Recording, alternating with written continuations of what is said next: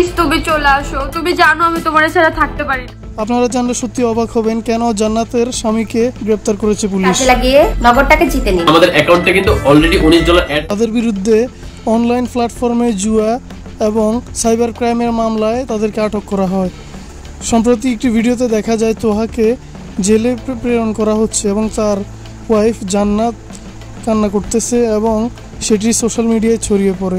আসলে এই ঘটনার মূল কাহিনী হচ্ছে তারা বিভিন্ন প্ল্যাটফর্মে জুয়ার প্রচারণা করে টাকা নিয়ে থাকে।